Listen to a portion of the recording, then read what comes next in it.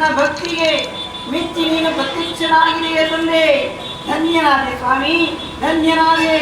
ಜಯ ಜಯ ಜಯ ಜಯ.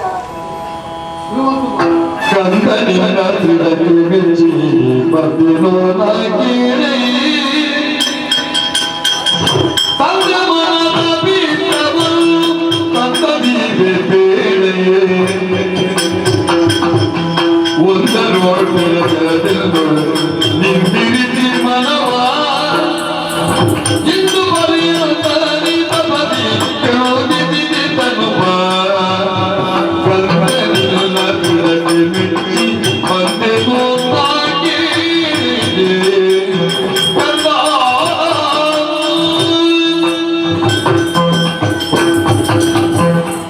ಮಗನೇ ಭಗವಂತ ಪ್ರೀತನಾದ ತುಷ್ಟನಾದೆ ಪ್ರಸನ್ನನಾದೆ.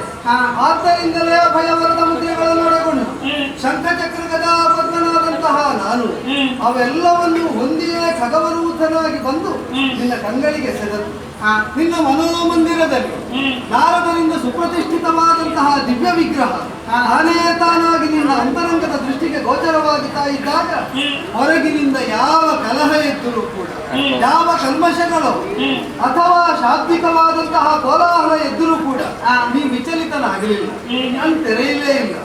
ಆದರೆ ಒಳಗೆ ಕಾಣುತ್ತಾ ಇದ್ದ ನಾನು ಅರೆಕ್ಷಣ ಕಣ್ಮರೆಯಾದಾಗ ಕಣ್ಣು ಬಿಟ್ಟೆ. ಕಣ್ಣು ಬಿಟ್ಟು ಕಾಣುವಾಗ ಒಳಗಿದ್ದ ಮೂರ್ತಿಯನ್ನೇ ಹೊರಗೆ ಕಂಡೆ. ಆನಂದಾತಿರೇಕದ ಸ್ಥಿತಿಯಲ್ಲಿ ಆನಂದಮಯನಾದ ನನ್ನನ್ನು ಕಂಡ ಕ್ಷಣದಲ್ಲಿ ಶರಣ ಕಾಣತನಾದಂತಹ ನೀನು ಇದು ತನಕ ಸ್ತುತಿ ಮಾಡ್ತಾ ಇದ್ದವರು ಸ್ಪಷ್ಟವಾಗಿ ದ್ವಾದಶಾಕ್ಷರಿಯನ್ನು ಉಚ್ಚರಿಸ್ತಾ ಇದ್ದವರು ಒಂದಕ್ಷರವನ್ನು ಹಾಡಲಾಗದೆ ತೊದಲುತ್ತಾ ಇರುವುದನ್ನು ಗಮನಿಸಿದೆ. ಆದ್ದರಿಂದಲೇ ಕರಾಗ್ರದಲ್ಲಿದ್ದ ಪಾಂಚಜನ್ಯದಿಂದ ನಿನ್ನ ಕಪೋಲಕ್ಕೆ ಅದನ್ನು ಹಾಗೆಯೇ ಸ್ಪರ್ಶಿಸಿದ ಕಾಲದಲ್ಲಿ ಅಸ್ಖಲಿತವಾಗಿ ಅಸಂದಿಗ್ಧವಾಗಿ ಸ್ತುತಿ ವಚನಗಳು ನಿನ್ನ ಮುಖಕಮಲದಿಂದ ಹೊರಹೊಮ್ಮುವುದಕ್ಕೆ ತೊಡಗಿದೆ. ನೀನು ಅರಿತವನೇ ಇದ್ದೀರಾಗದನ್ನು ಬಲ್ಲೆ.